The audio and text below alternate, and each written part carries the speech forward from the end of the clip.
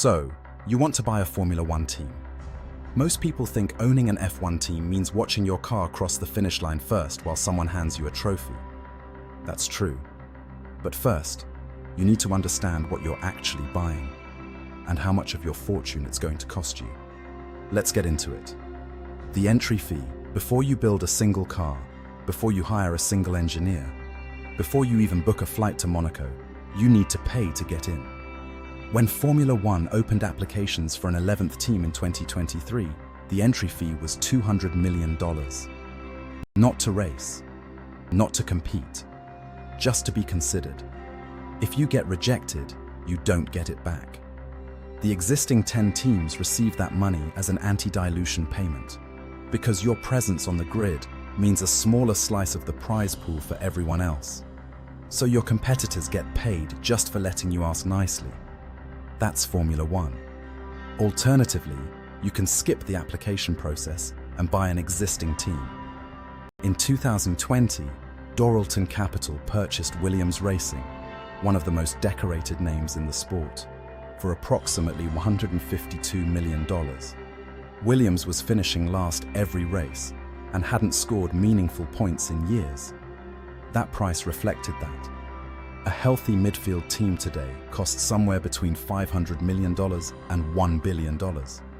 Teams like Aston Martin and McLaren are valued higher. Ferrari isn't for sale. Ferrari has never been for sale. Don't ask. The annual budget. Now let's talk about what it costs to actually run the thing. In 2021, Formula One introduced the cost cap, a spending limit of $135 million per year on car-related expenses. The FIA designed this to level the playing field. It does not cover everything. Here's what's excluded: driver salaries, top management salaries, engine supply costs, marketing, hospitality, logistics. Let's run the numbers. The $135 million cost cap covers design, manufacturing, and car operation. On top of that, driver salaries range from $5 million per year for a pay driver to $55 million for the reigning world champion.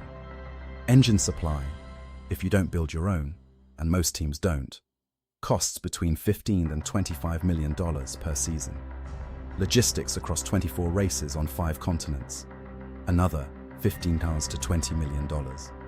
Hospitality and marketing, $30 to $50 million. Add it up. A competitive Formula One season costs between $250 million and $400 million per year. The smallest teams on the grid, like Haas, operate closer to $130 million total. They are not winning championships, but they are still there. Where it gets expensive, beyond the baseline budget, there are costs that don't appear on any spreadsheet until they happen. A single crash can destroy a chassis worth over $1 million. Some accidents write off multiple components at once. After every crash, your engineers will give you a very detailed technical explanation of why it wasn't entirely anyone's fault.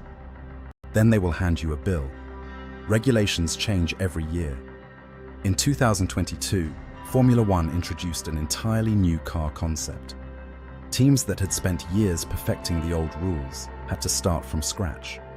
Mercedes, 8-time Constructors' champions, spent 2 full seasons unable to make their new car work properly.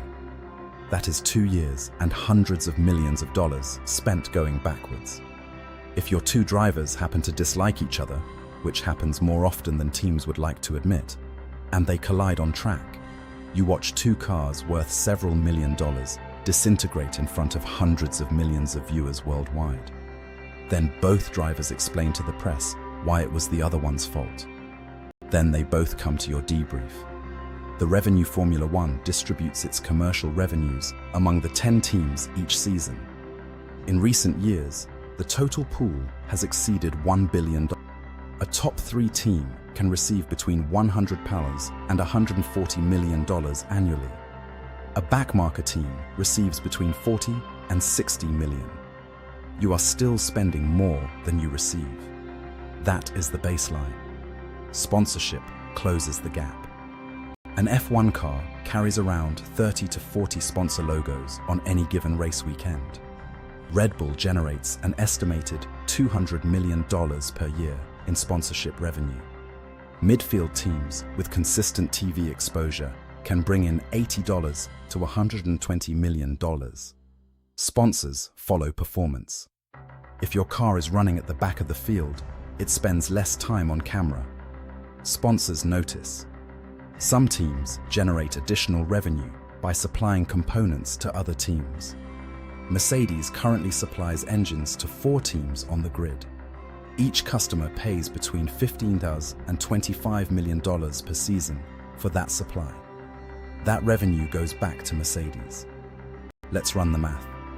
A midfield team spending $280 million per year, receiving $70 million in prize money and $90 million in sponsorship, is running an annual deficit of approximately $120 million. That deficit is covered by the owner. The asset. Here is the part that makes this interesting. When Liberty Media acquired Formula One in 2017, the sport generated approximately $1.8 billion in annual revenue. In 2023, that number was closer to $3.2 billion. The American owners turned Formula One into a global entertainment product. The Las Vegas Grand Prix sold tickets at $500 to $10,000 each. The Miami Grand Prix sold out in hours. Netflix's Drive to Survive reached audiences who had never watched a race in their lives. Team valuations followed. Williams, purchased for $152 million in 2020, is estimated to be worth between $400 and $600 million today. Aston Martin, which Lawrence Stroll began assembling in 2018 for under $100 million, is now estimated at over $1 billion. Every team on the grid is worth more today than it was 5 years ago. Formula One is currently the fastest growing major sport in the United States. The 2026 regulations introduce new engine rules that are attracting fresh manufacturer interest. The commercial rights holder is actively expanding the calendar. There are currently no signs that this trajectory is reversing. You are buying a depreciating operational cost and an appreciating asset at the same time. The question is whether you can afford to hold both long enough for the asset to win. The summary: to enter Formula One as an owner, plan for $500 million to $1 billion to acquire a team. Then plan for $250 to $400 million per year to run it. Expect your cars to crash, your drivers to argue, and the regulations to change. In return, you get a seat in one of the most exclusive paddocks in sport. You get your logo on a vehicle traveling at 340 kilometers per hour in front of an audience of 1.5 billion people. And you own an asset that, based on the last decade of data, has done nothing but increase in value. Whether that is a good use of your money is between you and your accountant. If you are still watching this, you probably don't have one. Subscribe. Next time, we are looking at another reliable way to lose 9 figures with dignity.